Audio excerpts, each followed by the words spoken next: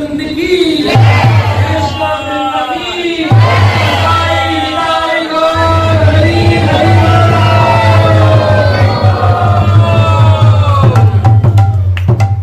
इस तीर्थ यात्रा, इस धाम यात्रा के अंदर क्या भाव होना चाहिए?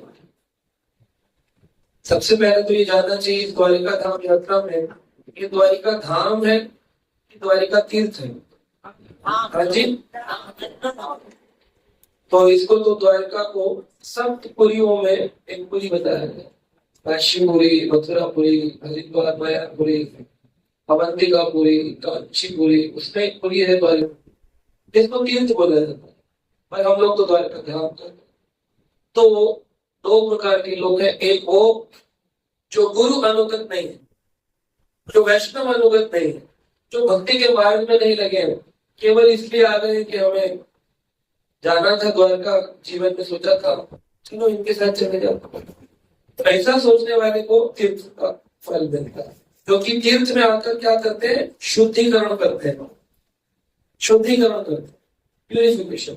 इसलिए वो तीर्थ के रूप का फल मिलता है। लेकिन जो भक्त होता है, जो पहले से भगवान नाम का जप कर रहा है और वो भगवान के उस स्वरूप का दर्शन करना चाहता है, इस स्वरूप में भगवान ने 16,108 रानियों को इस द्वारिका धाम में अपना प्रेम प्रदान किया, तो ये स्थली क्या बन जाती है? धाम। तो भक्तों के लिए क्या है? और जो भक्ति में कम भक्ति है कर रहे हैं, यानी कम भक्त है, उनके लिए तीर्थ। कम भक्त वाला नहीं, भक्ति में कम भक्त है, वो कम भक्त जो है उसके लिए तीर्थ है। आपके लिए क्या है? आपने को भक्त मान। तो श्रीमद् भागवत में 10वें स्कंद के 84वें अध्याय के अंदर 13 नंबर में श्लोक दिया है, जिसमें वर्णन किया गया, यस्सा बुद्धि गुण में विधातु के स्वाधिकरतादिषु होम एच आदि यतीर्थ बुद्धि सलिलम न कहिचित जनेषु अभिज्ञेषु स एव गोखरा। बहुत सुंदर श्लोक है। यह सात बुद्धि पुणापेक्ष धातु के, पुणापे शब्द का अर्थ है यह शरीर। जो लोग अपने शरीर को ही आत्मबुद्धि, किसी को क्या मानते हैं? देह आत्मबुद्धि, शरीर को ही स्वयं मानते हैं। मैं कौन हूँ? शरीर हूँ कि आत्मा हूँ? लेकिन जो अपने को शरीर मानते हैं, यह आत्मबुद्धि पुणापे त्रिधातु के, यह शरीर जो 3 धातु से बना है, कफ, पित्त, जो इन 3 धातु के बने शरीर को ही मानता है यही मैं हूँ, वो व्यक्ति स्वधै कंत्रदाशु भौम इच्छा, वो इन तीर्थों में आता है। किसके साथ आता है? अपने परिवार के साथ, बच्चे, पत्नी, है ना, सबके साथ परिवार में। इस उसके लिए परिवार की बड़ी महत्वता होती है ना। मुझे दर्शन होना हो, मेरे बच्चे को हो जाए, मेरी भक्ति को हो जाए, आसक्ति होती है। तो वो कोई व्यक्ति जो अपने शरीर को इसमें मानता होता है, उसके लिए परिवार मुख्य होता है। उसके बाद कौम, जन्म भूमि की बड़ी उसको होती है कि मैं जहाँ का हूँ वहां का नाम बोलना चाहिए। हम सब कहाँ के? लेकिन तो बोलता मैं जयपुर का हूँ, मैं बिहार का हूँ। अपनी पहचान यही तो बताते हैं। तो जिसको अपनी भूमि से, जन्म भूमि से बड़ा लगाव होता है। तीसरा इत्यादि, जो केवल भगवान की मूर्ति को दर्शन करके सोचता मैंने बहुत बड़ा फल प्राप्त किया, अरे मेरे बिल्कुल ना आगे से दर्शन हो गया ही, वेरी इंपॉर्टेंट पर्सन। पास जाकर देखते तो भगवान की आंखें बंद है, भगवान के तुम देखने में नहीं देखता है कि नहीं? ठाकुर जी की आंखें बंद है, द्वार देखते नहीं, आंखें बंद। तो पास से दर्शन करना या दूर से दर्शन करने में क्या भेद? लेकिन व्यक्ति को इत्यादि मूर्ति का पास से दर्शन करने की बड़ी लालसा है। 3 चीजों की लालसा हो गई। पहली परिवार, दूसरी जन्मभूमि, तीसरी सामने से दर्शन, इत्यादि पूजा हो जाए, कोई पंडित जी मिल जाए, आइए माता जी आइए, मैं आपकी पूरे कुल की रक्षा के लिए पूजा करते नगोत्र बोलिए, बस 5,000 एक लगेगा, करवाइए पूजा, पीछे आगे पूजा कर, इससे क्या होगा, रक्षा हो जाएगी। यह तीर्थ बुद्धि और तीर्थ में आता है द्वारिका, द्वारिका तीर्थ क्यों आता है, न कहिश्चित, उसे तीर्थ स्थानों बड़ी आसक्ति होती है। 4 धाम करवा दो बेटा, बद्रीनाथ, रामेश्वरम और जगन्नाथ और द्वारका धाम, ये 4 धाम करा दो तो हम मुक्त हो जाए, मोक्ष। 4 धाम ऐसी मुक्ति मिलती होती जो सबको मुक्ति मिलती है, इसलिए भाव को जागृत करना। जनेषु अभिज्ञेषु, जो व्यक्ति अभिज्ञ है, उसको ज्ञान नहीं है, उसको यही सब चीजों में मुक्तता। लेकिन ये कौन है, बोले वो तीर्थ में आएगा, तीर्थ में लगा रहे गोमती स्नान नहीं किया, अरे समुद्र नहीं देखा, अरे पट से जाके पानी में नहाए, कथा चल रही थी सुबह आप आए नहीं, अरे कथा तो सुन लेंगे, रिकॉर्डिंग मिल जाएगी यूट्यूब में, लेकिन समुद्र स्नान रह जाए। ये दिल्ली में समुद्र, बम्बई में नहीं, बम्बई में लेकिन पैसा वगैरह नहीं मिला, गोमती स्नान हो जाएगा। इसलिए गोमती स्थली यानी जल का उसको बहुत आसक्ति है। ऐसा व्यक्ति जो है जनेषु अभिज्ञ, अभिज्ञ होता है भक्ति से, और वो कौन है, सएव गौ खर, या तो गाय जैसा है या तो व्यक्ति को पूछा भाई गाय गधा आपने एक कैटेगरी में गौ तो मानता है, श्लोक में गाय और गधे को एक समान रखते हो, तो हमने उनको बताया एक समान नहीं है। इसमें कहा गया चाहे कोई गाय जैसा उच्च ज्ञानी पुरुष भी क्यों ना हो, या फिर गधे जैसा मूर्ख भी क्यों ना हो, दोनों ही अगर ये आसक्तियां रखेंगे तो वो भगवान की दृष्टि में मूर्ख है, उनको कोई फल नहीं। चाहे गाय जैसा ऊंचा ज्ञानी पुरुष क्यों ना हो या गधे जैसा हो। गधे को मूर्ख क्यों कहते हैं मालूम, गधे को इसलिए मूर्ख कहते हैं, गधा भजन ढोलता है। धोबी का गधा सुना है, भजन ढोलता है। एक धोबी के घर में गधा था, बहुत भजन ढोलता था सारा था। तो एक व्यक्ति ने कहा, तुम गधे हो, मूढ़ हो, तुमने गीता नहीं पढ़ी है, सुनी नहीं है। अरे घास तो चारों तरफ है, प्रभुपाद जी कहते हैं घास तो चारों तरफ है, तुम धोबी की इतनी मेहनत करते हो कैसे, क्यों इतनी मेहनत करते हो, घास तो चारों तरफ है, तुम कपड़े नहीं भी उठाओगे धोओगे तभी तुम्हें घास तो मिलेगी। तो बोला मैं भी गीता पढ़ा हूं, सुना हूं, मैं इसके घर में इसलिए काम नहीं करता हूं कि मुझे घास मिलता है। बोले फिर क्यों काम कर, बोला ये धोबी की लड़की है,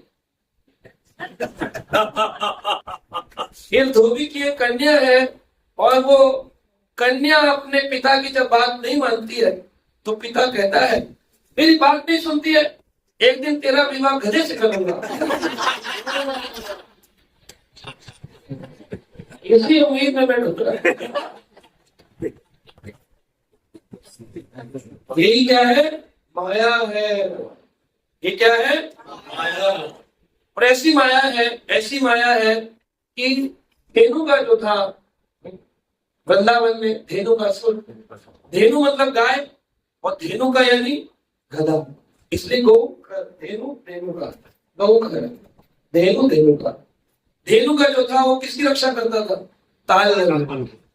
तालवन में अद्भुत रस था, उस रस की प्राप्ति में क्या आ गया आड़े, वृंदावन के ग्वाले जब उस रस को पाना चाहते थे तो क्या आ गया बीच में, धेनु का सम क्या है, वो ये मिथ्या अहंकार है कि मैं भी कुछ हूँ, मैं भी कुछ हूँ। ये देखो मेरा, तुमने फेसबुक देखा नहीं देखा, मैं भी कुछ हूँ, ये कौन है, धेनु का ईगो, मेरा अहंकार, मिथ्या अहंकार।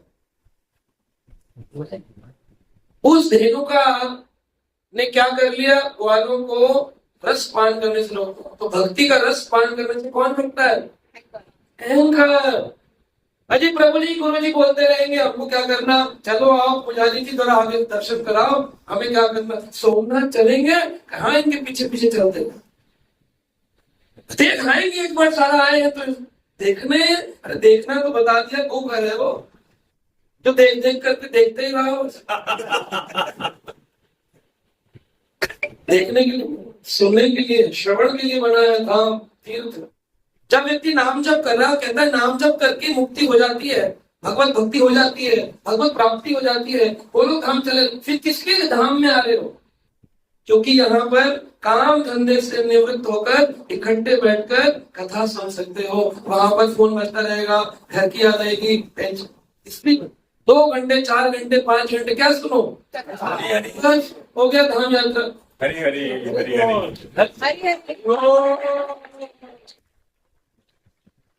उस अद्भुत रस को पाने के लिए कौन रोक रहा था? कौन रोकता है हमें? भगवत रक्ति को, नित्य अहंकार। जब भी आए सुन लो, धेनुका ने पकड़ लो। कौन, किसने मारा धेनुका सुर को? बलराम। कौन है बलराम? गुरु ही उस अहंकार पे डांट बजा।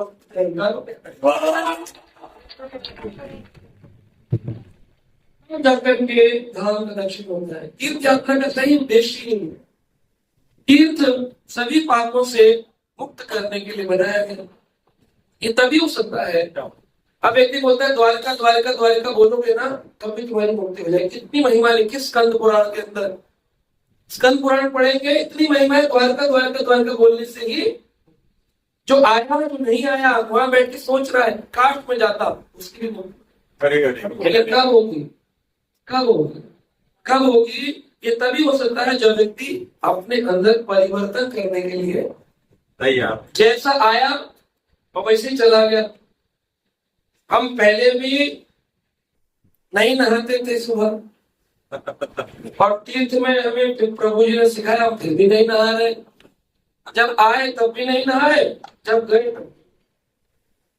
तो जब परिवर्तन ही नहीं किया तो तीर्थ आने का कोई फल उस व्यक्ति को।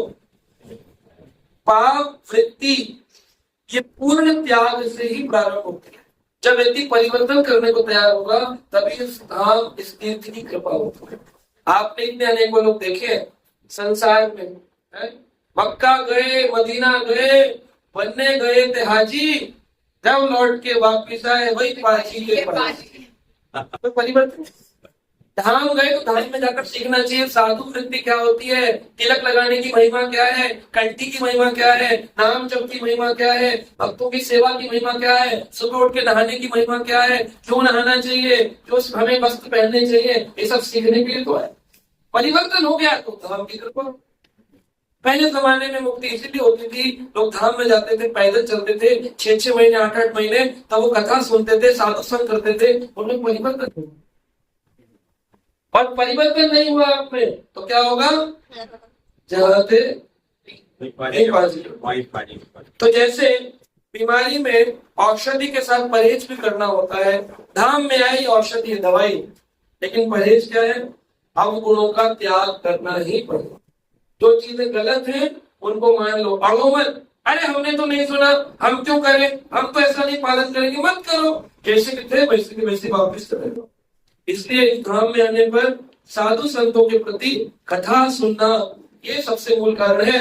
वरना एक गधा घुसा पानी में, गोमती से उस पार निकल गया, मुक्ति हुई। तो वो व्यक्ति समझदार है जो इन शास्त्रों की शरण लेकर गुरु आज्ञा से धाम में प्रवेश। हरि हरि हरि हरि। बृहस्पति संहिता के अंदर एक श्लोक दिया गया है, अज्ञान भागवत धर्म मंत्र विज्ञान संविदः नरस्ते गोखराज्ञायाम अपि भोपाल वंदितः। जिस व्यक्ति को भक्ति के सिद्धांत नहीं पता, अपने लगा रहा है ना, अरे हमने भी तो कुछ पढ़ा होगा, अगर अपने लगा रहा है तो उस व्यक्ति को क्या कहा गया? उसको कहा गया नरंते गोखरा। ये यहाँ पर भी भागवत में तो कहा ही है, बृहस्पति संहिता में भी कहा गया। उसको क्या कहा? नरंते गोखरा यज्ञ अपि भूपाल वंदितः। चाहे उसकी पूरी पृथ्वी पर पूजा होती हो, लेकिन अगर वो भक्ति के सिद्धांतों को नहीं मानता, भगवान की दृष्टि में वो बड़े वैदिक मंत्र आते हैं, बड़ी संस्कृत का ज्ञानी है, तार्किक व्यक्ति है, लेकिन भोपाल मतलब भूमि का पालन करने वाला, भोपाल वंदितः, लेकिन अज्ञात भागवत धर्म से अज्ञात है। कि भक्ति क्या होती है? मुझे मांस मदिरा का सेवन नहीं करना चाहिए, मुझे कंठी का सेवन करना चाहिए, किस प्रकार मुझे तुलसी का सम्मान करना चाहिए, कैसे भक्तों की आज्ञा माननी चाहिए। अज्ञात भागवत धर्म, भागवत धर्म से जो अज्ञात है, मंत्र विज्ञान संविधा, लेकिन उसको मंत्र पढ़ेगा, श्लोक सुना दे, भजन सुना दे, जो बोलो राम कथा सुना दे, कृष्ण कथा सुना दे, लेकिन पर्सनल लाइफ में अज्ञात भागवत धर्म। तो कौन है? नरंते गोखरहा यज्ञ अभी भोपाल वंदिता। जब पूरी दुनिया में उसको शास्त्री कहते हो, लेकिन भगवान की दृष्टि हो। आप क्या बनना चाहते हैं? गीता में भगवान कहते हैं शरीर यात्रा। क्या कहते हैं? शरीर यात्रा। एक जीवन में शरीर की यात्रा, जन्म से लेकर मृत्यु की, और अंतिम यात्रा जो सलामी अंतिम। तो जब यात्रा में आते हो थोड़ा सा कष्ट होता है, तो तकलीफ हो। अंतिम यात्रा में कितना कष्ट हो। शरीर से जो भी पैदा किया, बच्चे, परिवार, धन दौलत, सबको छोड़कर जाना ही होगा, लेकर तो कुछ जाएंगे। तो उस समय जो कष्ट होगा, उस कष्ट की तैयारी करने के लिए इस यात्रा को किया जाता है। एक समय सबको छोड़ना, 7 दिन, 5 दिन, 6 दिन परिवार को छोड़ करके एक यात्रा करो, तो तुम्हारी जन्म मृत्यु की यात्रा समाप्त हो जाएगी। इसलिए ग्रस्त परिवारों को कम से कम साल में 2 बार तीर्थ यात्रा, धाम यात्रा में जाना चाहिए। कारण क्या है? क्यों जाना चाहिए? कथा सुनने के लिए, गुरुजनों की आज्ञा मानने, भागवत धर्म के सिद्धांत सीखने के लिए। ऊंचा मंदिर दर्शन करना तो एक उसका फल है ही, लेकिन मुख्य कारण सारी दुनिया दर्शन करती है, लेकिन क्यों मुक्त नहीं हो रहे? क्यों भक्ति का प्रताप नहीं फैल रहा पूरी दुनिया में? वहीं के वहीं क्यों है? तो झंडे की महिमा और मंदिर की महिमा और भगवत महिमा भी साधु पुरुषों की कृपा से प्रकट होने चाहिए। तो जैसे आज सुबह भी हम चर्चा कर रहे थे पोरबंदर में, धाम, धामी और धामवासी, 3 चीजों का ख्याल रखना है। किसका? इस धाम को गंदा नहीं करना। यहाँ पर पानी की बोतल फेंक देना, है ना, गंदगी करना, दुनिया करे आपको उससे कोई मत, आप मत, क्योंकि आपको भगवत प्राप्ति करनी है दुनिया। तो धाम की आपको सेवा कर, झाड़ू लगा दो, धाम में कथा होने वाली है, वहां बैठने वाले भक्तों के लिए झाड़ू लगा, प्रसाद बांट दो, धाम में सेवा करो, धंधा मत। धामी, धाम के जो आराध्य प्रभु है श्री द्वारकाधीश, उनके प्रति कोई डाउट नहीं लाना, रे भगवान ऐसे क्यों वैसे। इसी के लिए कथा सुननी है, ताकि आपके मन में कोई संशय ना हो। धाम, धामी, धाम बसी। ऑटो ड्राइवर, दुकानदार धाम में जो वास करते हैं, उनसे बहस नहीं करना। अगर वो कोई 2-4 रुपए एक्स्ट्रा कमा भी ले, है ना, पुजारी ने अगर आपसे 100-500 मांग भी लिए और आप भाव में दे भी आए, तो उसके बाद बाहर आकर के कहना नहीं है यहाँ तो लूट मारी हो रही, ये नहीं सुना। धाम, धामी, धाम वासी के प्रति कोई अपराध, लेकिन आप 500 रुपए जाओ ताकि लूट पे ले तो 500, लेकिन 5000 जो लूट ले तो 2000, लेकिन भगवान ने दुनिया में बनाया मंदिर में मोबाइल कैमरा, पैसा, पर्स अलाउड ही नहीं था, तो वो टेंशन ही ना लूटना। भगवान शास्त्र में स्कंद पुराण में कहा गया है, तस्मात् तीर्थेषु गंतव्यः नरे संसार भीरुभिः पुण्योदको संततम साधु श्रेणी विराजिषु। तस्मात् तीर्थेषु गंतव्य, जो व्यक्ति तीर्थ में जाता है, नरे संसार भीरुभिः, जो व्यक्ति संसार में बड़ा डरा हुआ था, मृत्यु आ जाएगी, मैं मर जाऊंगा, एक समय में अपने परिवार का त्याग करना होगा, मैं अपने साथ 1 रुपया भी नहीं ले जाऊंगा। नरे संसार भीरुभिः पुण्य उदकम जो गंसतम, कहते हैं कि वहां का जो जल है, उसके जो पुण्य कर्मों का फल है, वो क्या है? साधु श्रेणी विराजिषु, ये सब कुछ तभी मिलेगा तो वहां विराजमान साधु है उनकी तब फल मिलता है, वरना फल नहीं मिलता है। ये प्रमाण 14 नियम है, संक्षेप में लिखे, आप पालन कर सकते हैं। जल्दी जल्दी बताऊंगा, इससे तो आज सुबह इस पर चर्चा हुई है।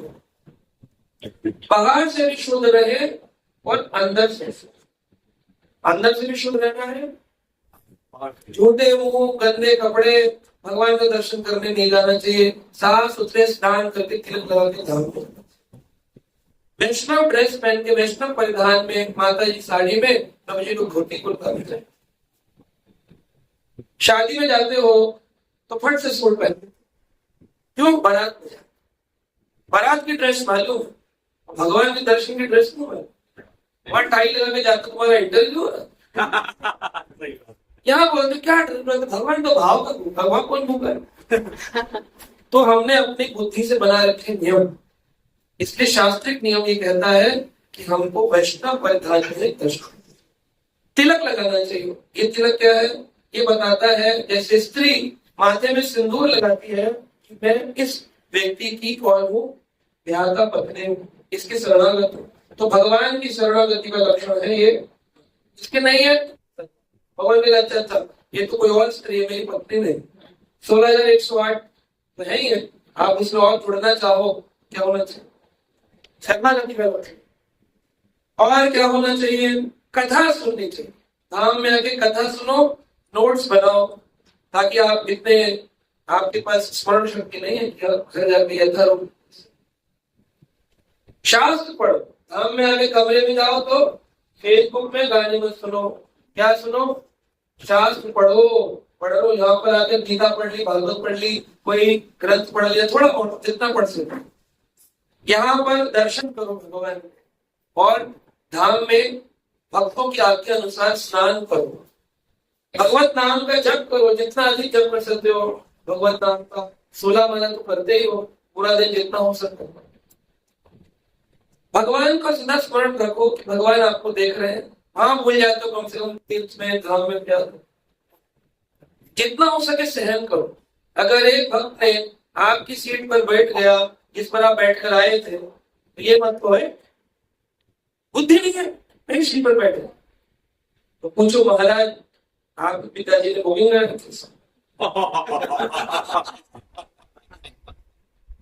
तो ये दोनों ही गलत है, वैसा बोले वैसा।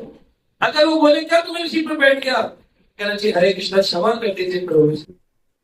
और दूसरा उसको कहना ही नहीं चाहिए अरे मैं यहाँ बैठ गया तो मैं पीछे बैठ जाऊंगा, कोई बात नहीं, कोई नाम लिखवा कर रजिस्ट्री करा के थोड़ी आएगा। तो ये होता है शहर का भक्त। तो इसलिए भक्त समाज में अकेले अकेले तो सब शिरोमणि भक्त है, घर में अकेले तो हम तो बस बोलो कि अगले गेट पर हमारे तो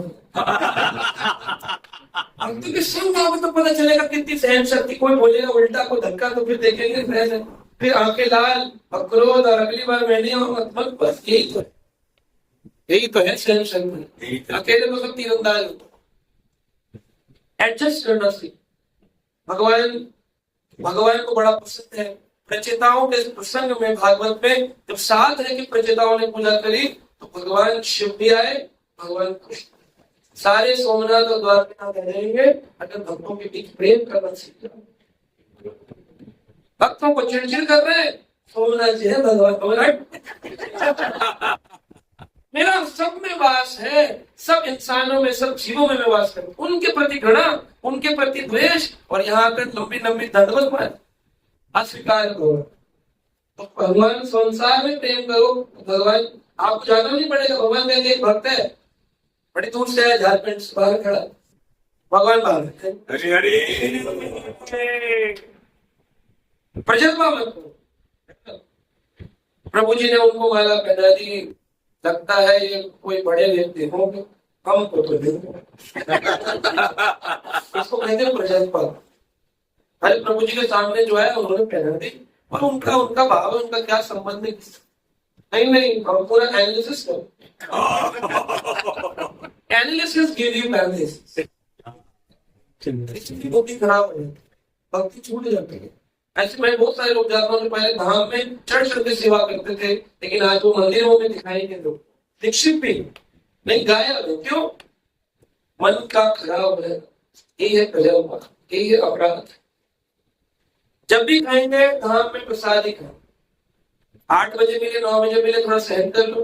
प्रभु जी आपने बोला था 8 बजे लिखा था शेड्यूल में, हो गया 9:30, तो हमें भूख लगी थी, हमने प्याज के पराठे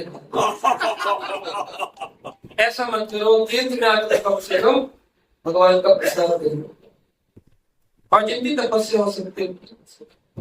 तो ये कुल मिलाकर के मूल कुछ कारण कहते हैं। स्कंद पुराण में लिखा है, तीर्थानाम च परम तीर्थम कृष्ण नामो महर्षय तस्मात् तीर्थेषु गन्तव्यम् नरे संसार भीरुभि। तो उसका पुराण कहता है तीर्थम च परम तीर्थम, सबसे परम तीर्थ क्या है?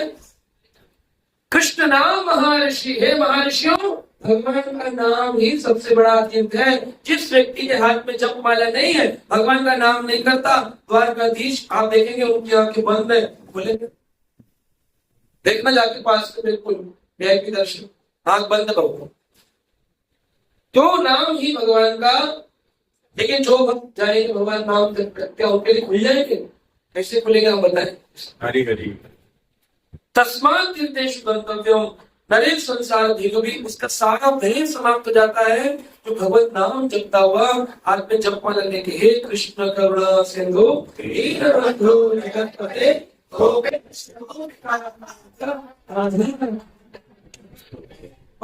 भाव से जाए हरे कृष्णा कृष्णा कृष्णा हरे हरे हरे राम।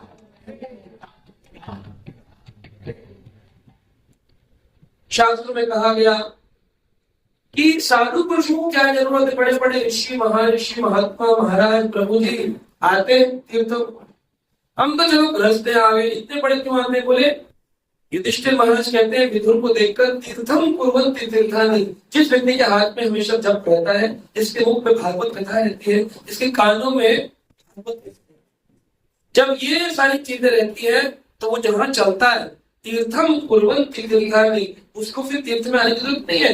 वो बम्बई जाए, झारखंड जाए, कलकत्ता जाए, जहां चलेगा वहां क्या बनता जाएगा? तीर्थम तीर्थानि। विदुर जी को कहा युधिष्ठिर क्या जरूरत है आपको तीर्थ यात्रा करने की? अरे आप तो इतने बड़े साधु हैं, जहां चलेंगे वहां तीर्थ बन जाए। हरि हरि। तो फिर क्यों जाते हैं? बोले इसलिए जाते हैं वहां पर साधु संगत के लिए। संसार में साधु नहीं है, तीर्थ में साधु है। तो कहते हैं शास्त्रों में कहा गया सूरज वो दिन में अज्ञानता को दूर करता है, यानी अंधकार को दूर करता है। अगर सूरज आ जाए तो अंधकार, और जो चंद्रमा है वो रात में अंधकार को दूर करता है, और जो दिया है वो घर के अंदर अंधकार को दूर करता है, और जो गुरु है वो 24 घंटे पूरे जीवन अंधकार को दूर करता है। ये सबसे बड़ा अज्ञानता अंधकार को दूर करने वाला कौन हुआ? अब सूरज की रोशनी में भगवान का दर्शन हो सकता हो नहीं सकता, रात के समय दर्शन हो सकता नहीं हो सकता, दीपक की रोशनी में भगवान का दर्शन हो सकता है, लेकिन गुरु की शरण में जाते हैं। तस्मात् गुरु प्रपद्यन्ते, तस्मात् गुरु परम तीर्थम, तस्मात् गुरु परम तीर्थम। जो गुरु की शरण में चला गया, हरि नाम की शरण में चला गया, उसने परम तीर्थ। ये स्कंद पुराण में विषय होता है। अब हम आए हैं द्वारका धाम, तो द्वारिका धाम की थोड़ी महिमा श्रवण सुनना चाहते हैं? तो क्या है?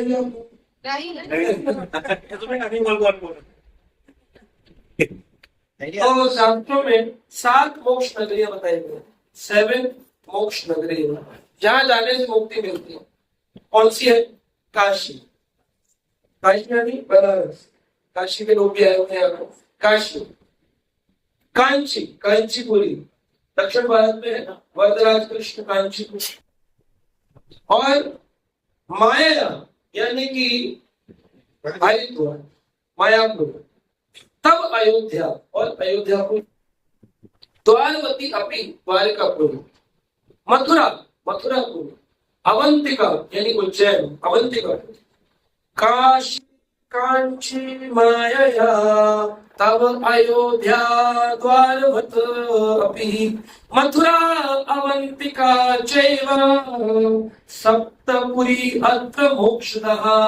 ये 7 पुरियों में केवल आप चले गए तो आपकी मोक्ष, आप आ गए हैं, जितने यहाँ बैठे हैं ये तो निश्चित हो गया आपकी मुक्ति, मोक्ष का।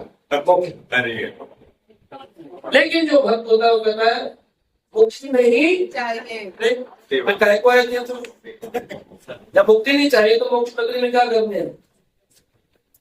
द्वारका जो है बहुत बड़े साइज की है, और अलग अलग प्रकार की द्वारका है।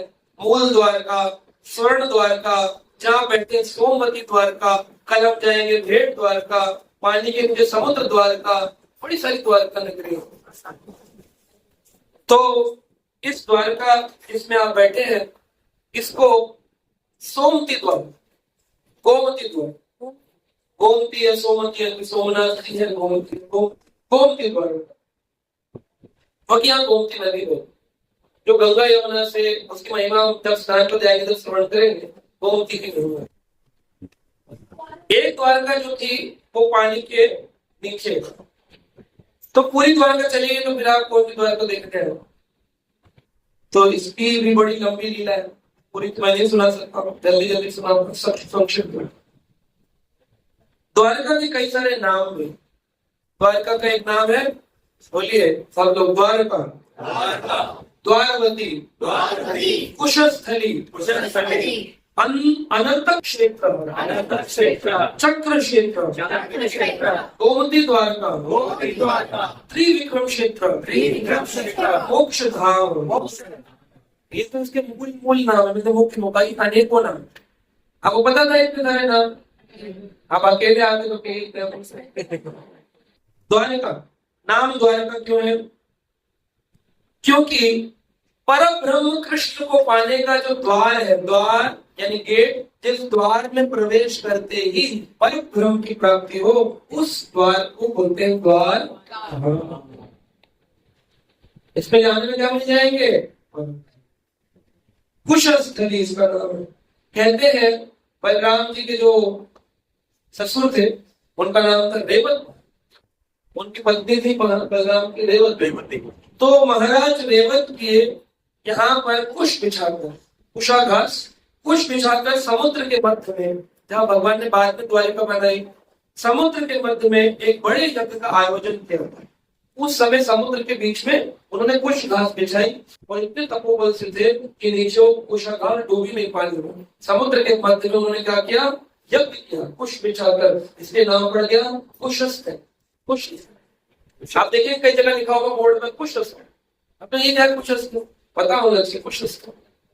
अनंत क्षेत्र, अनंत एक थे राजा शर्याती, उनके पुत्र थे, उनका नाम था अनर्थ। तो उन्होंने एक काल में, एक युग में, मतलब द्वापर युग से पहले की घटना है, द्वापर युग से पहले रेवत महाराज हुए, कई युग पहले हुए। ये जो चतुर्युग चल रहा है 28वां, इन चतुर्युग से पहले 27 चतुर्युग पहले रेवत महाराज, तब उन्होंने इस स्थान पर कुश बिछाकर पूजा की। तो कुश शर्याती महाराज हुए, उनके पुत्र अनर्तक ने इसी स्थान पर क्या किया? यज्ञ किया, पूजा की, इस वजह से राज्य किया, इसका नाम पड़ा अनंत क्षेत्र। यहाँ पर असुर संग्राम हुआ, देव असुर संग्राम हुआ। असुरों के वध के उपरांत भगवान प्रकट हुए थे। भगवान ने अपना जो चक्र था उसको खून से पूरा रंग दिया था। कोई आपके चाकू मर्डर कर दे, कोई धोना जरूरी नहीं। तो भगवान ने वो सुदर्शन चक्र जिससे वध किया था उसको धोने के लिए, उसको साफ करने के लिए कहाँ भेजा? समुद्र में भेजा। समुद्र में भेजा तो जब बाहर निकला तो अंदर जितने पत्थर थे उन सभी पत्थरों के ऊपर चक्र बने। अभी बहुत की लीला सुनेंगे आप, कई प्रकार के चक्र निकलते हैं, एक चक्र, दो चक्र, 12 द्वादश चक्र।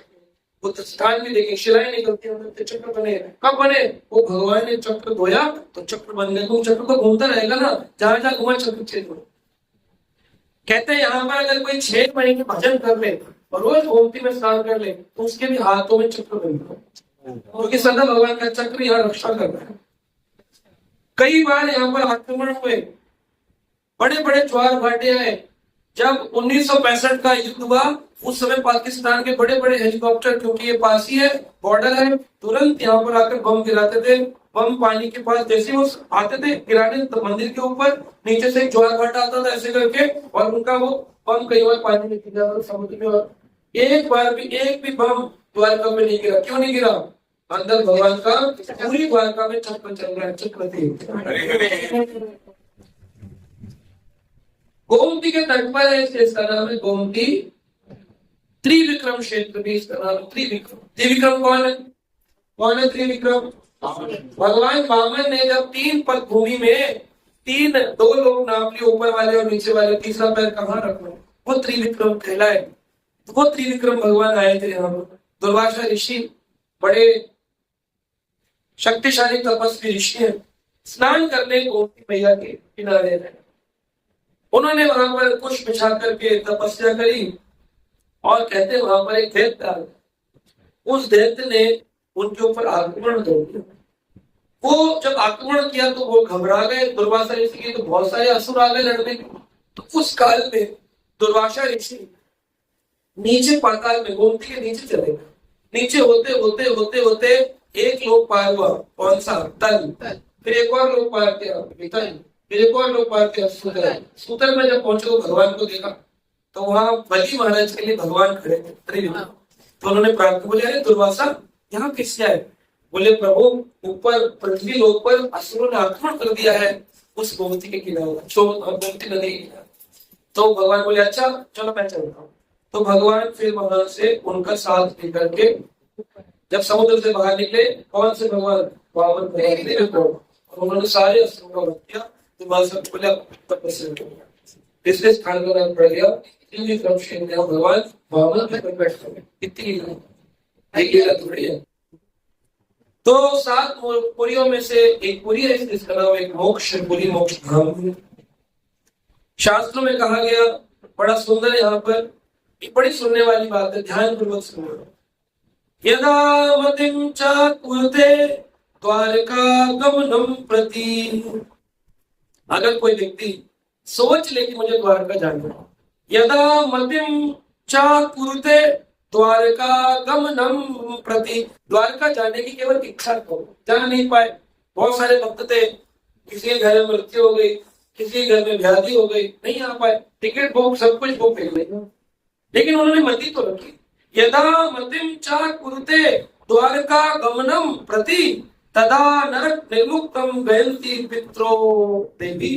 भगवान कहते हैं देवी, भगवान विष्णु लक्ष्मी जी को कहते हैं, अरे केवल उसके चिंतन मात्र से कि मुझे जाना है, टिकट निकालने से गया नहीं, तो उसके जो पित्र हैं वो सब नरकों में अगर होंगे केवल सोचने से जाना है। हरे हरे।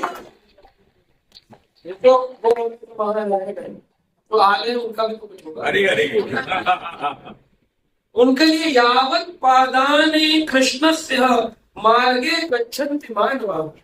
हे मानव, अगर तुम इस द्वारका नगरी आ गए, हाथ में जप माला है, माथे पर तिलक है, गले में कंठी है और मुख में भगवान का नाम है, कान में हरि कथा है, तब तुम चलोगे। यावत् पादानि कृष्णस्य, कृष्ण के होकर के, कृष्ण के दर्शन के लिए, कृष्ण भजन में लिप्त जब चलोगे, पदे पदे अश्वमेधा यज्ञस्य लभते फलम। पद पद पद एक एक अश्वमेध करेंगे, एक कदम चले, हरे कृष्ण हरे हरे। 4 दिन अगर आप चलोगे, ऑटो में नहीं चलना प्रभु जी, हमने तो चक्रे चक्रे अश्वमेध चक्र कितना है, वहां बस से उतरे लोग, मैंने बोला सामने बैठ गए ऑटो, ऑटो वाला घुमा के वहीं छोड़ फिर लड़े। लेकिन बैठे का हमारे सुन लेते, इसलिए बोले गुरु क्या वैष्णव आते अपनी मर्जी नहीं करोगे, पूछ लो क्या करें। तो चक्रे चक्रे नहीं, पदे पदे लभते, आपको फल मिलेगा। चलो जितना चल सकते हो, आप बीमार हो, बुजुर्ग हो, नहीं चल सकते हो, आ गए, चल सकते हो, चलो। आप कहते हैं अगर कोई व्यक्ति भगवान के मंदिर के ऊपर, अभी तो मंदिर में पहुंचे, ये तो हो गया जिसने चिंतन किया, दूसरा हो गया जो चला, अब तीसरा मंदिर पहुंचा नहीं है, अभी भी नहीं पहुंचा। पताका लगी ऊपर, एक ध्वजा, कहते हैं वो ध्वजा 156 फीट की ध्वजा, 52 गज की। इतनी बड़ी ध्वजा कहीं मंदिर में 52 गज से। कभी कभी जब लहर आती है तो समुद्र को टच करती है, ऊपर से ध्वजा, समुद्र से बाहर निकला वो गीली हो गई, ज्यादातर गीली रहती, उड़ती रहती, गीली हो गई। 52 गज की पताका। अगर कोई व्यक्ति केवल ध्वजा का दर्शन कर ले तो उसने अपने पूर्व जन्मों में जाने में और अनजाने में जो भी पाप किए होंगे वो केवल ध्वजा का दर्शन करने से जय द्वारकाधीश। अरे वाह। क्या अंदर से करनी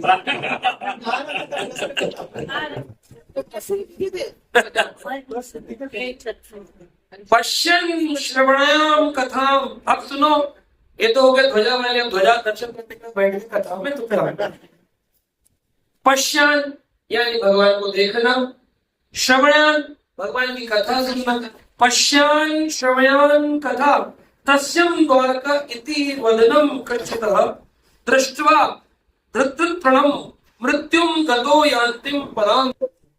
कहते हैं अगर कोई व्यक्ति द्वारिका में पहुंचा लेकिन भीड़ बहुत थी, टाइम कम था, केवल ध्वजा को देखा, लेकिन उसने क्या कर ली, कथा सुन, पश्यान, किसको पश्यान कह रहे, ध्वजा, फिर श्रवणान सुन लिया कथा, तस्या द्वारका इति वदनम कश्चित्, और द्वारका में था वो, दृष्ट्वा धृतृणम, उसने केवल एक तिनका पड़ा हुआ देख लिया, कहां से, भगवान नहीं दिखे, धृतृणम, उसने तिनका पड़ा हुआ देखा, दृष्ट्वा मृत्युम गतो, और अब उसकी मृत्यु हो रही है, मृत्युम गतिम ज्ञानतिम परमं गतिम, उसको परम पद की प्राप्ति हो जाएगी केवल उस तिनके को देखा। द्वारका में तिनका विकास करते हैं, ये है यहाँ की समझ में, द्वारका का तिनका भी देख। इंद्र ने एक बार अपने गुरुदेव बृहस्पति से पूछा, क्या आप मुझे द्वारका धाम की थोड़ी महिमा बताएं? बोले अरे नीचे प्रसाद को 10 बखारे भंडार बताएं।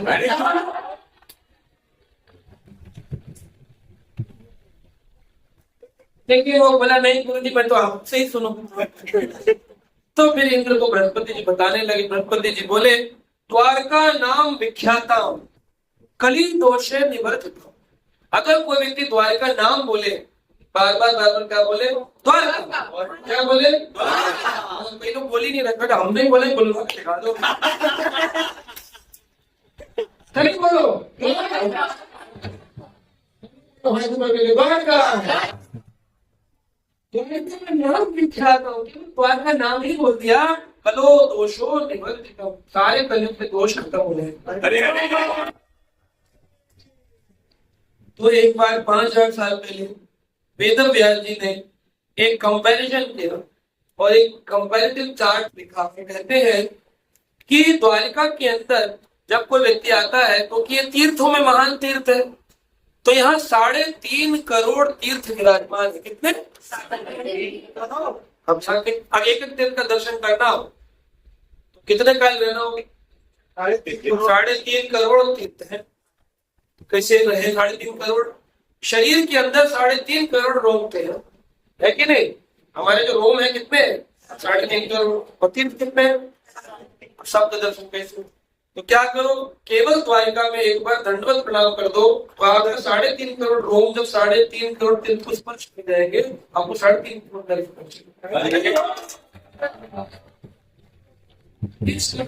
लिखा है, कलो कृष्णम पुरीम रम्यम ये गच्छन्ति नरोत्तमः कुलो कोटि शते निवस्था गच्छन्ति हरे पदम। अगर कोई व्यक्ति अपने कलो कृष्ण पुरीम रम्यम, इस रम्यम पुरी द्वारिका में भक्तों के साथ, अकेला नहीं आता, कैसे आता है, और रमण करता हुआ, विचारवान भक्ति भाव से कथा सुनते हुए, कीर्तन करते हुए, कलयुग में कलो कृष्ण पुरीम रम्यम ये गच्छन्ति नरोत्तमः। वो नरों में कौन है? आप लोग सब कौन हो गए? भगवान कौन है? पुरुषोत्तम। आप कौन है? नरोत्तम। ये गच्छन्ति नरोत्तमः पुनः कोटि, कितने बोलते हैं? जो व्यक्ति भक्त हो जाएगा प्रहलाद को भगवान कहते हैं उसकी 21 पीढ़ियां तर जाएंगी।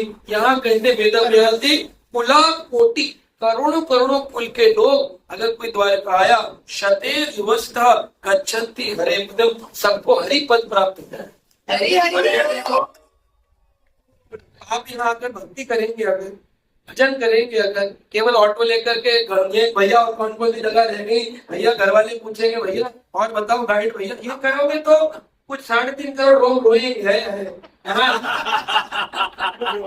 यहाँ तो कथा सुनो, भक्त संग करो, भजन करो, तो क्या होगा? हरे पदम, कुल कोटि, करोड़ों करोड़ों कुल के लोग, आपको नाम भी याद नहीं होंगे दादा परदादा के, करोड़ों कुल के लोग जिस कुल में आप आते हैं वो हरि पद प्राप्त। तो इस संसार में बताया गया है हर महीने द्वारका का दर्शन महान दर्शन, किसी भी महीने आइए द्वारका दर्शन महान दर्शन। हर महीने में उत्सव होते हैं, उत्सवों में आने पर बहुत विशेष फल मिलता है। और हम लोगों का सौभाग्य है कि हम लोग रामनवमी उत्सव पर आए हैं और भगवान का विशेष दर्शन।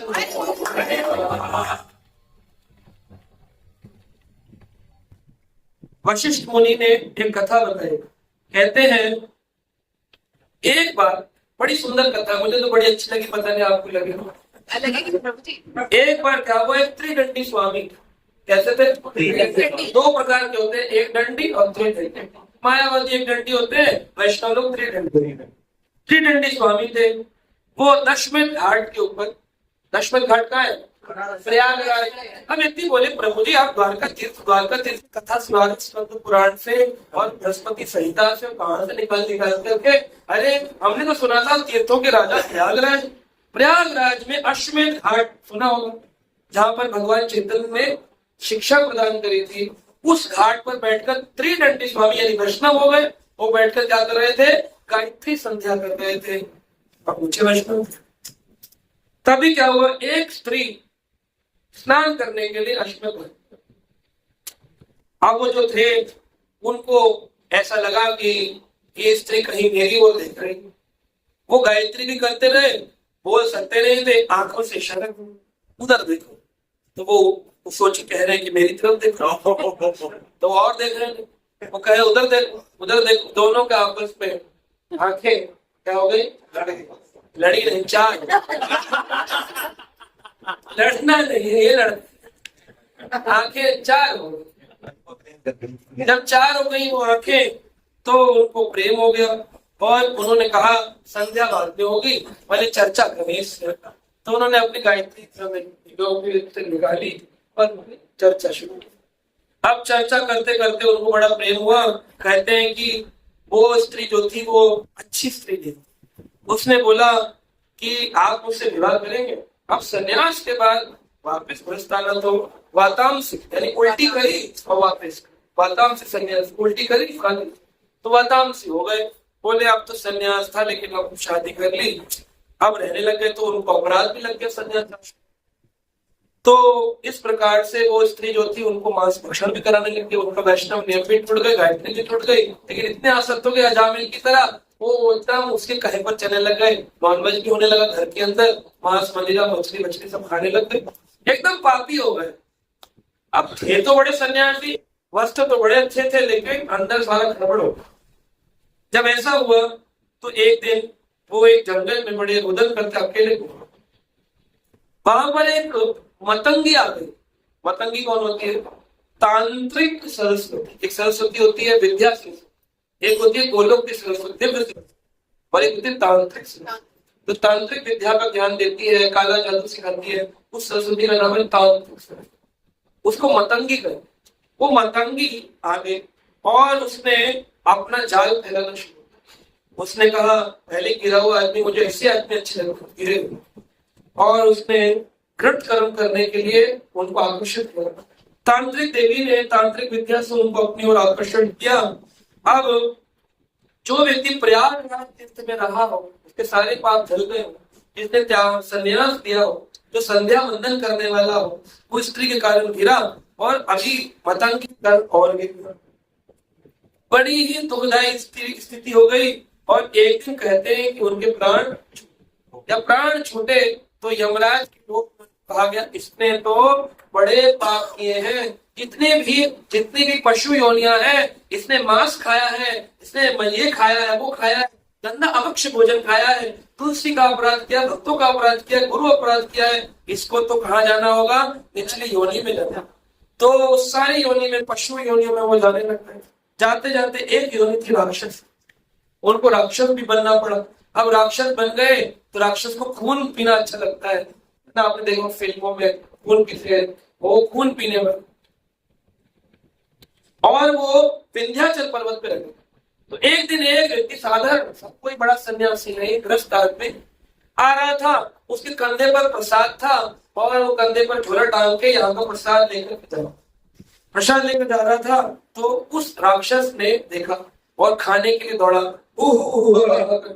जैसे दौड़ा खाने के लिए भूख लगी है तुझे खाऊंगा, तुरंत छूटे क्या हुआ, उसका वो रास्ते से ले छूट गया और वापिस सन्यासी शरीर।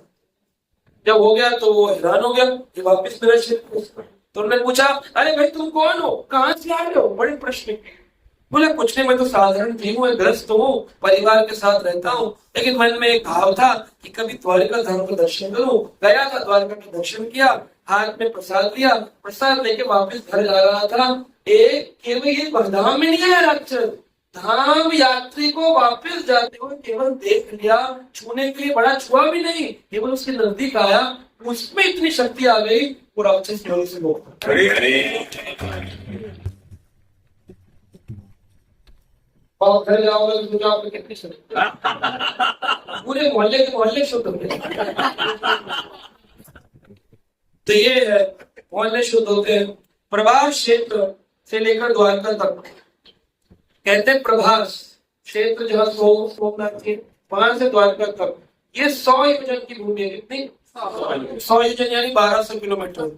तो 1200 किलोमीटर देखते नहीं, कुछ समुद्र में है, कुछ समुद्र के बाहर है। 1200 किलोमीटर श्रीमद् भागवत में कहा गया है, इस द्वारका नगरी का निर्माण कैसे निर्माण बताते हैं, कल बताते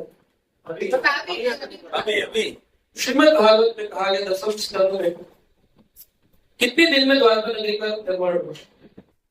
बहुत मेहनत करनी पड़ी द्वारका नगरी का निर्माण करने के। भगवान कृष्ण कहते हैं इति समंत्रस्य, कैसे मंत्र, इति समंत्रस्य भगवान दुर्ग 12 योजनम, 12 योजन की एक मंत्रों के माध्यम से अंतः समुद्रे नगरम, समुद्र के नगर में कृष्णान अद्भुतम अचिकृतम, एक अद्भुत विचार से परे एक नगरी का निर्माण किया। कितनी रात में? एक रात। इति मंत्रस्य भगवान दुर्ग, एक किला बनाया। 12 योजन, कितने दिन का था? पूरी नगरी का क्षेत्रफल है 100 योजन, और द्वारिका का कितना है?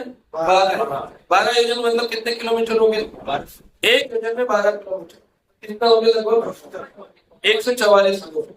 ये समुद्र के अंदर मध्य अंतः समुद्रे नगरम कृष्ण अद्भुतम अचीकृतम, बनवा दिया। अद्भुत किसने बनवाया? भगवान कृष्ण ने देखा जरासंध का युद्ध हो रहा है, जरासंध बार बार मथुरा पे आक्रमण कर रहा है। जरासंध की 2 बेटी थी, उनका क्या नाम था?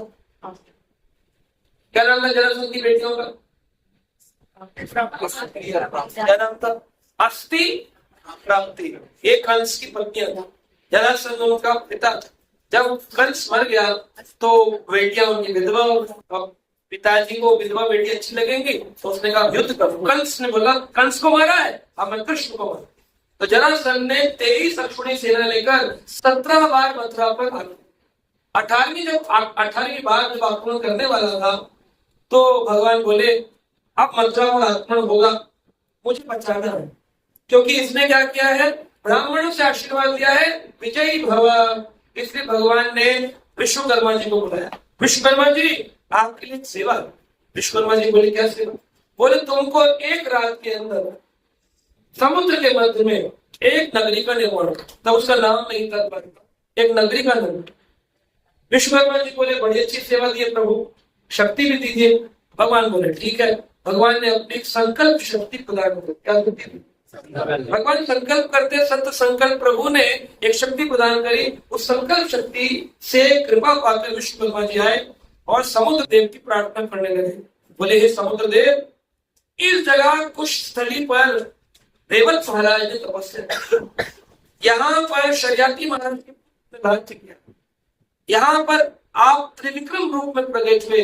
अभी वैवस्वत मनवंतर का द्वापर युग चल रहा है, क्या आप भगवान कृष्ण के लिए थोड़ी सी भूमि प्रदान करेंगे केवल भगवान की लीलाओं तक? और जिस दिन भगवान की लीलाओं का संवरण होगा उसी के बाद यह भूमि आपको पुनः प्रदान करेंगे।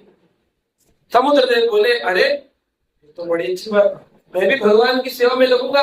त्रेता युग में भी मैं भगवान की सेवा में लगा था, मैंने अपने ऊपर पत्थर तराए थे। द्वापर युग में भी भगवान की सेवा में लगूंगा, पूरी भूमि तराऊंगा। तो उन्होंने अपने पानी को कम करना शुरू कर दिया और नीचे से एक स्थली निकल आई, उसका नाम था नहीं, उसका नाम था कुशस्थल। द्वारका तो अभी बनी थी। उसके बाद फिर विश्वकर्मा जी ने बुलाया कुबेर को, बोले दो धन, एक धन से एक रात में निर्माण होगा। तो वहां पर बड़ी सुंदर स्वर्ण की नगरी बनाएगा। कैसी नगरी बनाएगा? सोने की द्वारका, गोल्डन, पूरी द्वारका गोल्डन द्वारका, स्वर्ण नगरी। अब उसके अंदर सुधर्मा सभा आपने सुना होगा। सुधर्मा सभा में जाने के बाद भूख नहीं लगती थी, प्यास नहीं लगती थी, कोई बुखार नहीं आता। सुधर्मा सभा, सुधर्मा सभा किसने दी? इंद्र ने बोला मेरे स्वर्ग लोक में सभा है, वो मैं भगवान को देना चाहता हूँ। तो जितने भी देवता थे सबने कुछ कुछ भगवान को प्रदान किया। तब जाके एक रात में समुद्र के मध्य में स्थित हुआ। लेकिन इसके अंदर कोई भी द्वार नहीं था, चारों तरफ दीवार ही दीवार। चारों तरफ क्या थी? दीवार ही दीवार। और करंट फ्लो करता था। कुछ में पानी भी है, करंट। बड़ा खतरनाक भगवान ने ऐसा विश्वकर्मा जी ने बनाया। रात ही रात में मथुरा वासियों को उठाकर भगवान ने द्वारिका में, विश्वकर्मा जी की संकल्प शक्ति ने, सो रहे थे बैठ के, ये नहीं कि उठो उठो चलो ट्रेन में बैठो, बैठ के बैठो। तो आपके परिवार में जिसको ज्यादा नींद आती है उसको भी धाम लाया जा सकता है। बैठ से उठाकर रख दिया, अंदर किले बना दिए, ऐसा कि कोई आक्रमण ही नहीं कर सकता है। सोने के कमरे, भागवत में लिखा है, सुनिए द्वारका नगरी को विश्वकर्मा जी ने जो बनाई, स्फटिक मणि की अट्टालियां। कैसी थी? स्फटिक मणि। स्फटिक मणि देखिए, व्हाइट कलर की क्रिस्टल होती है स्फटिक। स्फटिक शिवलिंग भी होते हैं, स्फटिक के शिवलिंग। चित्रकूट में स्फटिक शिला, स्फटिक की अट्टालियां थी, ऊंचे ऊंचे गुंबद थे, सोने के कमरे थे। और घोड़ों के अस्तबल, घोड़े का अस्तबल किससे बनाया? चांदी से अस्तबल बनाया। नौका भी बनाई गई और ऐसे कमरे बनाए गए थे जो नौका के आकार में थे, बोट शेप बिल्डिंग्स। और इसीलिए बनाई क्योंकि लगे जैसे समुद्र के बीच में कोई नौका है। द्वारका की शेप कैसी? नौका। दूर देखने लगा पानी में कोई जहाज तैर रहा है, नौका। चांदी के अस्तबल, सोने के कमरे, स्फटिक की अट्टालियां, हर तरफ से पर्वत बनाए गए, बड़े बड़े स्वर्ण पर्वत, ताकि कोई अंदर प्रवेश न करे।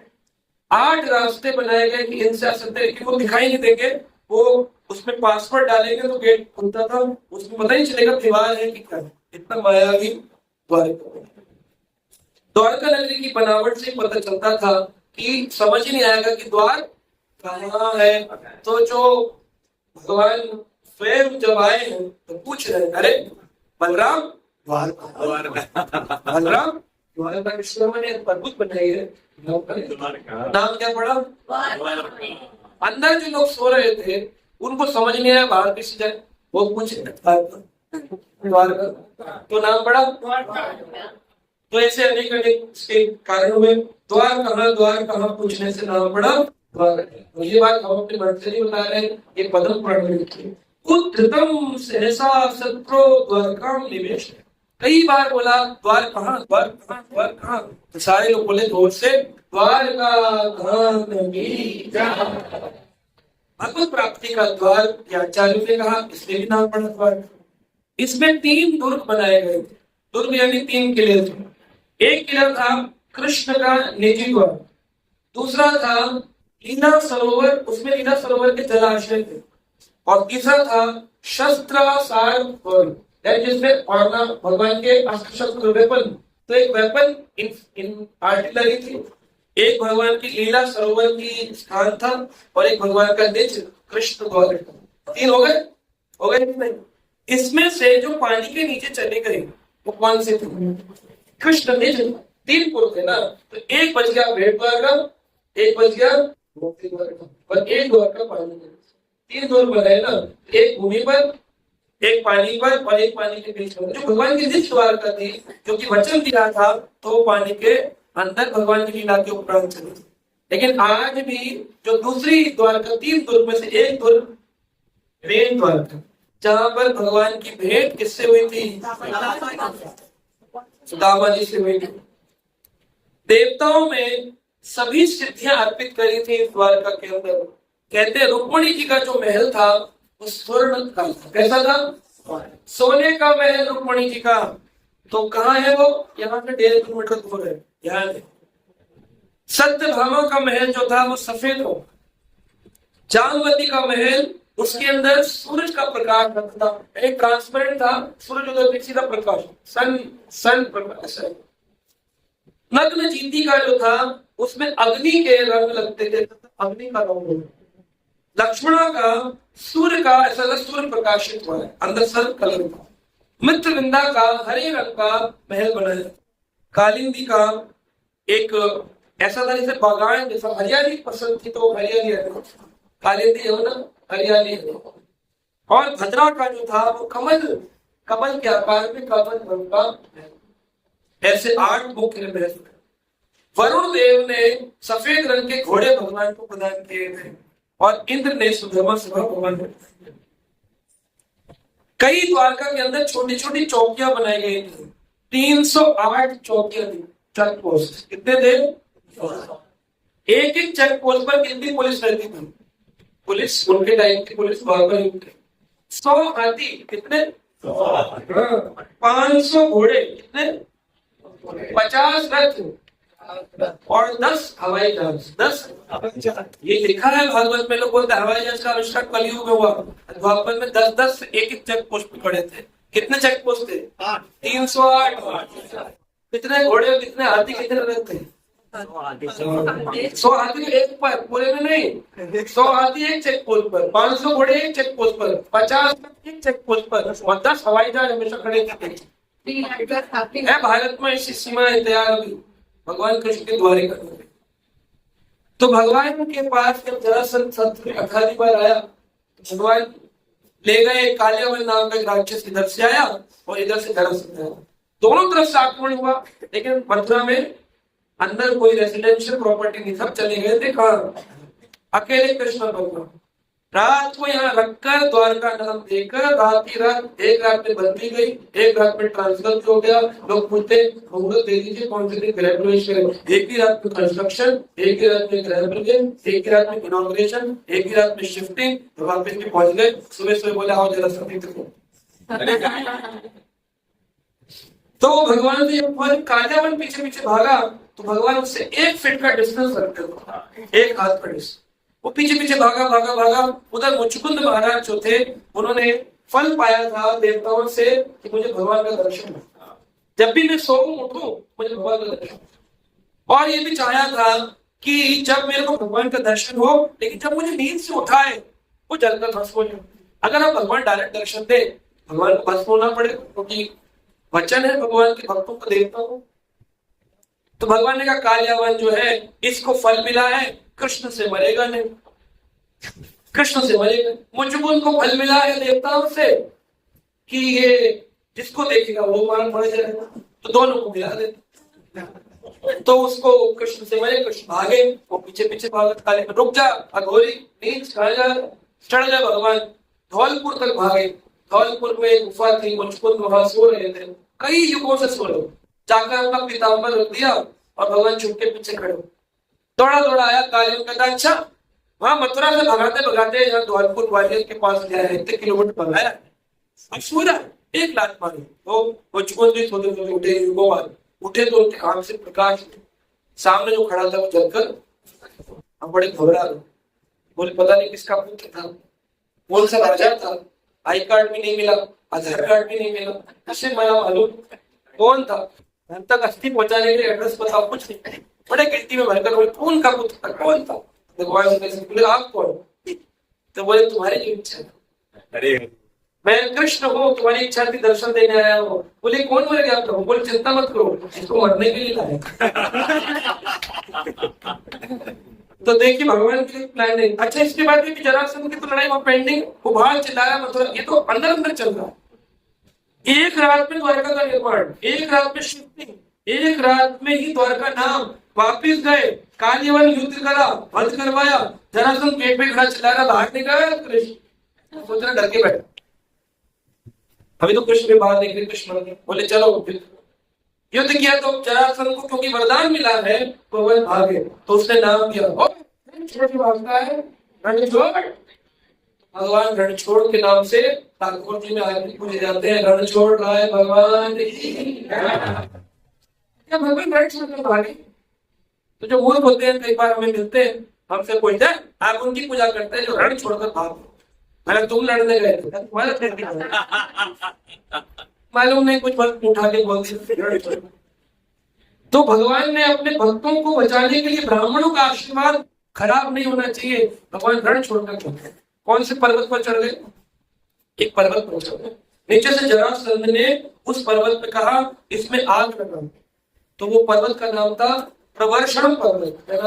प्रवर्षण पर्वत। उस पर्वत पे जहाँ घास होती है, सूखी घास, आग लगा दी, बोले आप कृष्ण भगवान जलकर मर गए। जब पूरी आग लग गई तो भगवान उसके मध्य में बैठे गए।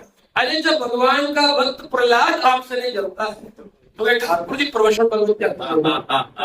भगवान जब अग्नि पी सकते हैं, दावने पान कर सकते हैं, उनको क्या जलकर मरेंगे? तो लोग बोलते हैं तुम्हारे कृष्ण तो प्रवचन पर्वत पे जलासन क्या होता है? मगर तुम कृष्ण के सहयोग के जलासन के सहयोग इनकी पार्टी गलत। तो भगवान कृष्ण प्रवचन पर्वत से कृष्ण बलराम ने छलांग मारी और फिर द्वारका नगरी में सीधा लैंडिंग हुई। बोलो कृष्ण बलराम। द्वारकाधीश मंदिर तक हम लोग आ गए हैं। हमने धाम महिमा श्रवण कर ली है, द्वारिका धाम किसे बना श्रवण कर लिया। द्वारिकाधीश मंदिर के आज हम दर्शन के लिए जा रहे हैं। जिस दिन मंदिर जाएंगे सुबह उस मंदिर की कक्षा यहाँ पर होगी, प्रतिदिन सुबह कथा करेंगे, फिर दर्शन करेंगे। आज हम जाने वाले के दर्शन के लिए द्वारकाधीश के भी जब दर्शन को जाएंगे तो 2 द्वार से भगवान के मंदिर को जाएंगे। ये कौन सी द्वारका है? गोमती द्वारका। और कल कौन सी द्वारका जाएंगे? भेंट नहीं है, पेट। उसका अर्थ कल बताएंगे सुबह। पेट भेंट नहीं है, पेट। बाबा जी वाला तो इस द्वारका गोमती द्वारका में उस साइड पर आपसे 100 मीटर की दूरी पर, यानी 100 फीट समझ लो, 100 कदम चलने पर समुद्र है सामने। उस पर कभी कभी बड़े बड़े द्वार बांटे, तो ध्यान से चलना होता है। पुलिस लाइन लगा देती है, कहती नहीं बाहर नहीं जाना, बड़ा तेज, पुलिस सीधा डायरेक्ट समुद्र है, अरेबियन सी, अरब सागर। और गोमती नदी का प्रश्न मेला हो है, इसलिए एक दिन हम स्नान के लिए जाएंगे जिस दिन द्वार बैठा, ठीक है, हमें खुला दर्शन हो। बिल्कुल नदी के किनारे ही मंदिर है, बहुत बड़ा, जो गोमती द्वार पर है। इसमें 2 द्वार हैं, एक समुद्र के किनारे से आता है, नदी के किनारे, और एक जो हम जाएंगे, तो जो हम जाएंगे इसका नाम है स्वर्ग द्वार, और जो नदी की तरफ से आता है उसका नाम है मोक्ष द्वार। तो हमें मोक्ष द्वार से नहीं जाना है, क्योंकि हमें मोक्ष नहीं चाहिए, हमें स्वर्ग द्वार से जाना है, भले हमें स्वर्ग नहीं चाहिए।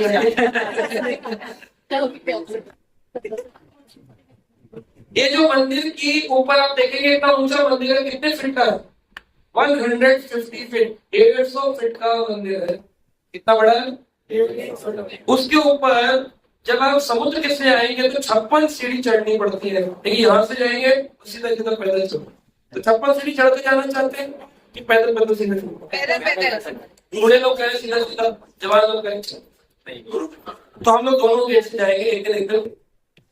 आज हम स्वर्ग द्वार से जाएंगे ताकि आप लोगों को पहले बता दें, ऐसा ना हो आप कहीं और वेट करें। जो ये मंदिर आज दिख रहा है, क्या ये उस समय की द्वारका 5000 साल पुरानी द्वारका है?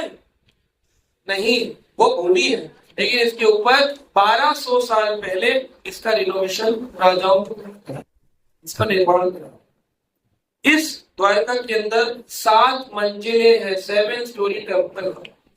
इसके अंदर 72 पिलर है, 72 पिलर्स है। एक बड़ा पत्थर, उसी को काट करके 72 पिलर बनाए गए। जैसे एक बड़ा स्टोन है, उसके अंदर ऐसे कार्विंग करके लेंटर भी आ जाए और पिलर भी आ जाए, उठाकर पूरा पत्थर रख दिया गया। 72 पिलर, लेंटर, 72 पिलर।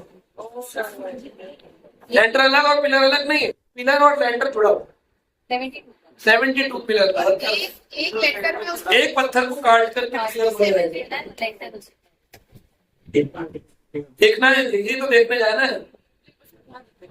द्वारकाधीश जो है उनके 4 हाथ हैं, शंख चक्र कमल गदा लेकर के भगवान खड़े। भगवान का जो विग्रह का साइज है, वैसे तो भगवान अनंत है, लेकिन उनका साइज है 2 फीट के, 2 फीट, 2 फीट। इनके ऊपर जो ध्वजा लगती है वो 52 गज की ध्वजा है, 156 फीट, 156 165 52 गज कितना फीट जो भी है। 52 गज का क्यों नाम दिया गया ध्वजा में? कहते हैं इसमें 12 राशियां, 27 नक्षत्र, 10 दिशाएं, सूर्य, चंद्रमा और भगवान कृष्ण, इनको जोड़े तो 52 अक्षर है। जो व्यक्ति 52 गज की ध्वजा को देखता है, उस 52 गज की ध्वजा को प्रणाम करता है, उस व्यक्ति को इस पूरे साल कितने हफ्ते होते हैं? 52। पूरे साल 52 हफ्ते भगवान की रक्षा। ये ध्वजा 6 रंगों में लगाई जाती है। लाल रंग की ध्वजा लगाते हैं, इसका मतलब आज भगवान अपनी शक्ति का प्रदर्शन कर रहे हैं। पीले रंग की ध्वजा लगाते हैं, यानी भगवान अपने ज्ञान का प्रदर्शन कर रहे हैं। नीले रंग की ध्वजा लगाते हैं, यानी कि भगवान अपने बल और पौरुष का दर्शन कर रहे हैं। सफेद रंग की ध्वजा लगाते हैं, यानी भगवान अपनी पवित्रता का दर्शन दे रहे हैं। अगर नारंगी सैफरॉन कलर सतरंगी रंग की हो तो भगवान अपनी शूरवीरता का दर्शन दिखा रहे हैं। और गुलाबी रंग की अगर ध्वजा हो, यानी कि भगवान अपनी कोमलता और अपने आनंद का दर्शन। 1890 के अंदर एक व्यक्ति नेत्रहीन थे। कैसे थे? अब ये ध्वजा चढ़ाना शुरू हो गया। बड़े बड़े रईस लोग, बड़े बड़े भक्त लोग आते हैं और यहाँ पर दिन में 4 बार ध्वजा चढ़ाई जाती है। क्यों चढ़ाई जाती भाई? जगन्नाथपुरी में एक बार, यहाँ पर बार बार क्यों? सन 1890 की बात है, ध्यान से सुन लीजिए बातें। 1890 की बात है। एक नेत्रहीन व्यक्ति थे और वो भगवान राम के बड़े भक्त थे। तो राम नाम का उच्चारण करते हुए वो कहाँ चढ़ गए? भगवान के 150 फीट की गुंबद पर चढ़ गए और जोर जोर से बोलने लगे, जय श्री राम, श्री राम। मुझे आवाज देखा तो ऊपर डंडा पकड़कर की ध्वजा पकड़कर ऊपर गए। उन्होंने कहा, नहीं ध्वजा लगाओ, नहीं ध्वजा लगाओ। कहा कि नीचे तो उतरो। अरे नीचे तभी उतरूंगा जब गोगली नाम के ब्राह्मण जाते, गोगली ब्राह्मण जो है, उन कोई ब्राह्मण जाति को भोजन खिलाता होगा, तब हम उतरेंगे नीचे। वरना मैं यही बोलते हैं, बोले नहीं कूदो मत, मंदिर में कोई मर गया तो क्या नीचे उतरो।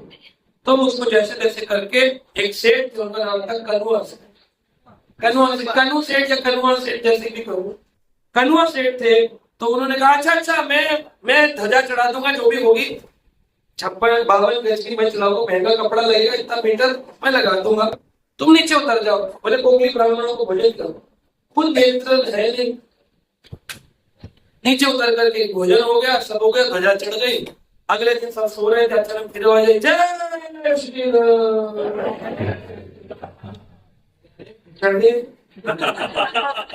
नहीं, आंख ही नहीं है, कहाँ चढ़ जाता है? द्वारका के मंदिर के ऊपर कैसे चढ़ जाता? कनुआ सेठ बोले, कोई बात नहीं, आज नीचे उतरे। सारे ब्राह्मण बोले, जी आपकी कृपा से बचा हुआ है, वरना मंदिर में क्या और आग मत कर।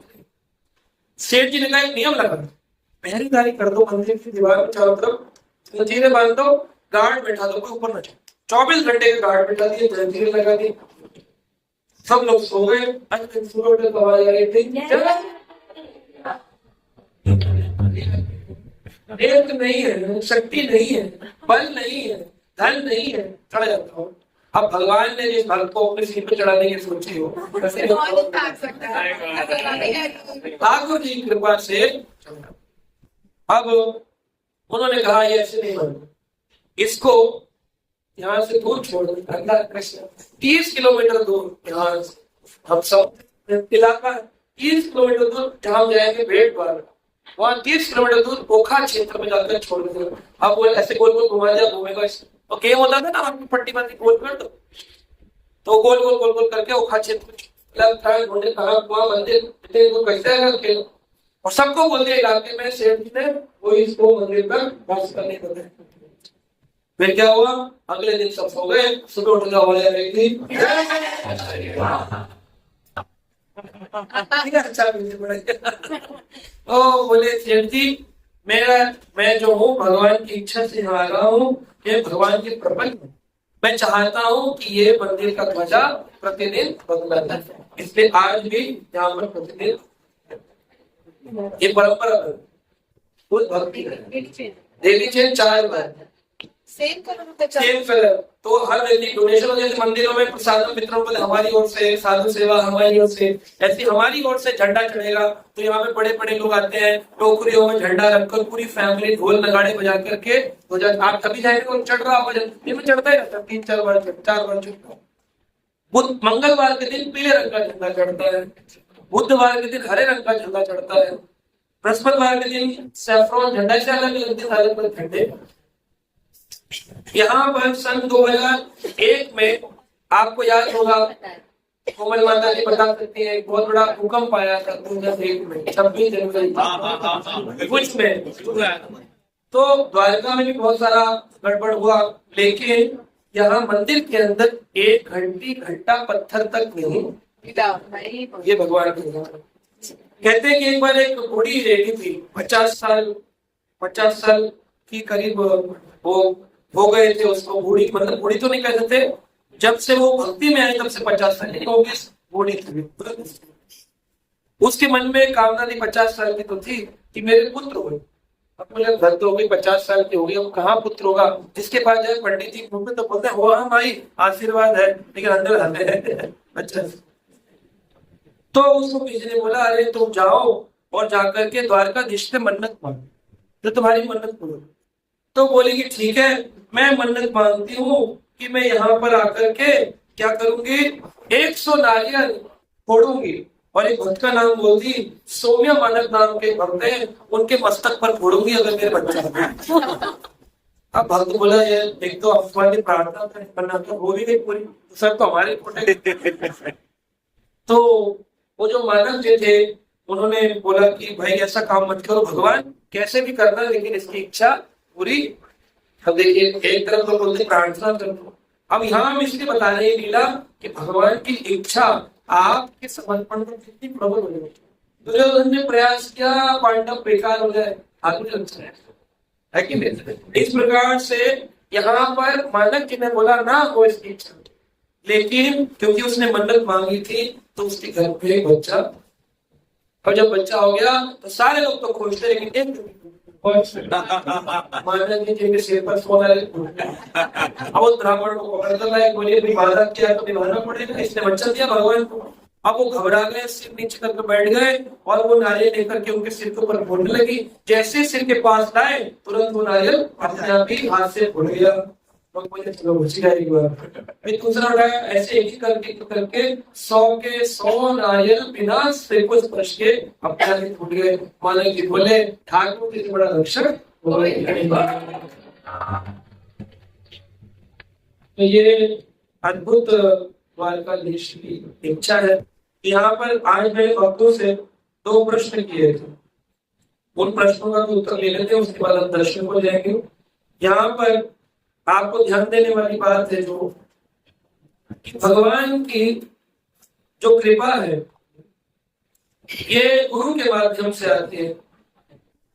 तो द्वारका नगरी को किस रूप से देखें, मोक्ष नगरी या फिर धाम नगरी? तो यहाँ पर द्वारका को धाम के रूप में देखते हैं गौड़िया वैष्णव जो भक्ति मार्ग में लगे। द्वारका एक धाम ही है क्योंकि यहाँ कृष्ण है, कृष्ण का निज धाम स्थान है। यहाँ 16,108 रानियों के अलग अलग महल बने हुए। आप अंदर कर जाएंगे तो वहां पर 8 रानियों के पट रानियों को दर्शन है। अभी तो छोटे छोटे मंदिर बना दिए, लेकिन वो प्रतिनिधित्व करते हैं कि यहाँ 8 रानियों के महारानियों के मुख्य महल थे। तो सब में जाना आप दर्शन करेंगे, अंदर परिक्रमा आज ही अपने जाएंगे। जैसे घुसेंगे अंदर दर्शन करेंगे, पैसे चढ़ेंगे, फिर लाइन लगी होगी तो लाइन में आगे पीछे मत रहना, साथ रहना। फिर अंदर जाएंगे, दर्शन में धक्का मार के आगे निकाल देंगे और निकल जाना, कोई बात नहीं। फिर उसके बाद में फिर आगे 8 रानियों के महल के। उसके बाद द्वारका धाम को एक तीर्थ के रूप में देखते हैं। गौड़ी वैष्णव यहाँ पर वृंदावन के माधुर्य भाव का भी आस्वादन करेंगे। वैसे तो ये द्वारका ऐश्वर्य करेगी, लेकिन यहाँ पर माधुर्य जो है वो छुपा हुआ है। जैसे यहाँ पर राधा रानी के रोज 8 रानियों जैसे 8 भोग लगते हैं, तो कोई मुझे पूछ रहा था यहाँ 8 भोग क्यों लगते हैं? क्योंकि यहाँ 8 रानी जो पट रानी है, हर एक के कक्ष से एक एक भोग बन के हो जाता है। ये सत्यभामा के भोग का टाइम है, रुक्मणी भगवान को खाना पड़ता है, और राधा रानी का एक सूक्ष्म भोग भी भगवान को खाना पड़ता है, तो ये 9वां भोग खाना पड़ता है। तो यहाँ राधा रानी का भी नित्यवास है, लेकिन वो सूक्ष्म रूप से वो आपको आगे की कथाओं में कहेंगे राधा रानी का सूक्ष्म नित्यवास कैसे है। कैसे यहाँ पर गोपियों का नित्यवास है, यहाँ पर सब कुछ मिलेगा आपको जो वृंदावन के गौड़ीय वैष्णवों को मिलना चाहिए, सब मिल जाएगा। लेकिन जो तीर्थ यात्री उनके लिए ऐश्वर्य धाम है, मोक्ष तीर्थ है, लेकिन भक्तों के लिए कृष्ण धाम है। माधुर्य से भरा पूरा सराबोर माधुर्य से यहाँ पर आत्म साक्षात्कार करने वाले भक्तों के लिए धाम है और संसारी लोगों के लिए तीर्थ है। तो यहाँ पर भगवान के पास जाते देखिए भगवान की आंखें बंद है, इसके कई कारण है, लेकिन बाकी कारण हम आगे की कथाओं में चर्चा करेंगे। सूक्ष्म कारण नहीं बता रहे। कृष्ण जो है द्वारिका में जब रहते हैं तो लोग बोलते हैं कि भगवान की बांसुरी कहाँ है? कहाँ है बांसुरी? वो तो वृंदावन। तो भगवान वृंदावन को परित्याग करके आए तो बांसुरी की छोड़ा, लेकिन भगवान कहते हैं वृंदावन परित्यागम कालेकम न रक्षति, वृंदावन का परित्याग करके जाता है। तो यानी कृष्ण तो वहीं पर, यहाँ कौन? तो 2 कृष्ण थे, एक विष्णु और एक कृष्ण। एक देवकी के कृष्ण और एक यशोदा के कृष्ण, 2 कृष्ण। जो देवकी का हुए वो चतुर्भुज वाले कृष्ण, और जो यशोदा के हुए वो 2 भुज वाले कृष्ण। ये दोनों कृष्ण आपस में विलीन हो गए, और जब अक्रूर जी लेकर के गए तो वो चतुर्भुज रूप कृष्ण को मथुरा ले गए, और फिर बाद में द्वारका जैसे अभी सुना। तो यानी यहाँ पर कौन आ गए? देवकी वाले। देवकी वाले तो फिर नित्य कृष्ण को गए वृंदावन परित्याग कौन? यानी यहाँ पर वृंदावन तो मिलेगा, फिर अभी तो बड़े वैष्णव। यहाँ पर सूक्ष्म रूप में भगवान जब द्वारका आ गए तो वहां वियोगिनी राधा नित्य प्रतिदिन ठाकुर जी के स्मरण में रहती है, और संयोगिनी राधा कृष्ण के संग में वेणु वादन करती, बांसुरी सुनती है। लेकिन जो वियोगिनी राधा दूसरी राधा है वो रोकर के उद्धव को कहती है हमारे कृष्ण चले। 2 राधाएं संयोगिनी तो कृष्ण के नित्य रियास में नित्य रास में, लेकिन वियोगिनी है वो रो रही है। अब वो रो रही है तो कृष्ण को वियोग। तो ठाकुर जी भी यहाँ द्वारकाधीश रूप में संसार को दर्शन दे रहे हैं, है ना, और एक रूप में वियोग कर रहे हैं। तो वियोग कर रहे हैं तो वियोग कैसे बनता है आदमी?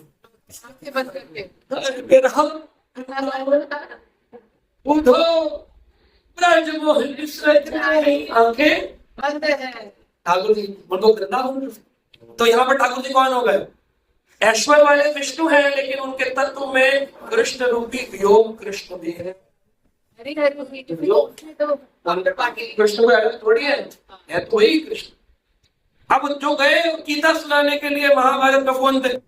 देवकी के विष्णु ने गीता सुनाई, कृष्ण की देवकी के विष्णु ने। भगवान कह रहे महामेकम शरणम व्रज, तो विष्णु की शरण बोल रहे कौन थे? तो ये जो योग कृष्ण थे, योग कृष्ण यही गए, योग था ना इनको, तो ये बोले मैं जाऊंगा। ये जितनी बार गए कुरुक्षेत्र गए तो योग कृष्ण गए, संयोग कृष्ण ही रहते थे। योग कृष्ण उनको मिलना था, मिलना था, तो वही योग कृष्ण की लीलाएं होती है। तो वही योग कृष्ण जो थे राघवाचार्य लिखते हैं अंश रूप में वही कृष्ण जो वृंदावन वाले कृष्ण है, वही कृष्ण गए थे वहां पर गीता सुना। यहाँ पर कृष्ण 2 में आपको दर्शन दे रहे, आंख बंद यानी योग थे, है ना। तो ये जो द्वारका के भक्त हैं भगवान कृष्ण की कृपा दृष्टि पानी। अब इसमें कई सारे सिद्धांत है। द्वारका ऐश्वर्य ज्ञान से परिपूर्ण है, तो यहाँ पर भगवान मर्यादा भी रखते हैं। जहां पर होता है प्रेम वहां तो आंख से आंख मिला जाए, लेकिन जहां कभी आप नौकरी में इंटरव्यू देने गए हो तो आप आंख से आंख मिलाकर इंटरव्यू नहीं देते। कैसे देते हैं? थोड़ा ऐसे ऐसे इधर उधर देखते हैं। तो क्योंकि यहाँ पर भगवान का ऐश्वर्य, भगवान भगवान है, सारी दुनिया उनकी दास है। भगवान बॉस रूप में भगवान मन में। लेकिन जहाँ प्रेम है वृंदावन में, वहाँ श्याम सुंदर आंख लड़ा रहे, कटाक्ष कृपा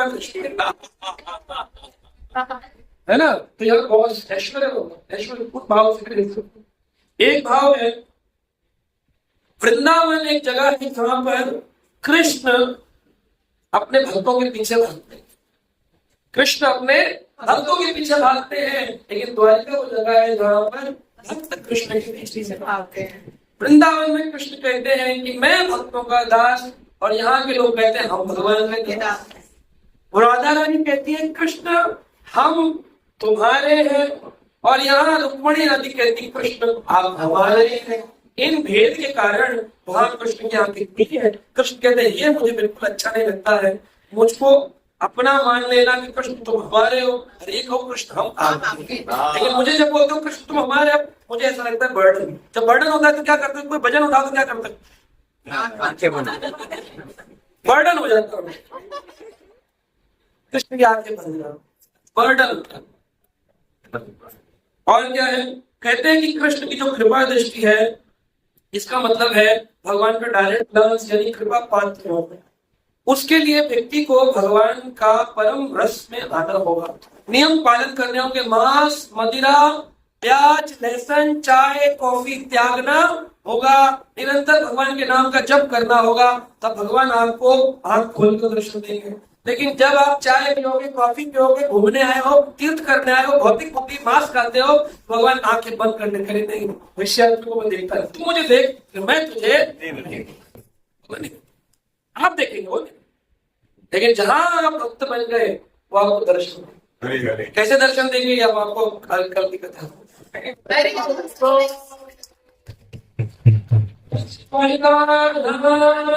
अपने जीवन में भक्ति और शांति का संचार करना चाहते हैं तो देर किस बात की, जुड़िए हमारे YouTube चैनल कृष्णा टीवी से, जहां आपको मिलेंगे भक्तिमय वीडियोस, प्रेरणादायक भागवत कथाएं और अनमोल आध्यात्मिक ज्ञान। तो अभी सब्सक्राइब करें और हमें फॉलो करें एवं अपने प्रियजनों के साथ ये दिव्य यात्रा साझा करें और आध्यात्मिकता की ओर कदम बढ़ाएं। हरे कृष्णा।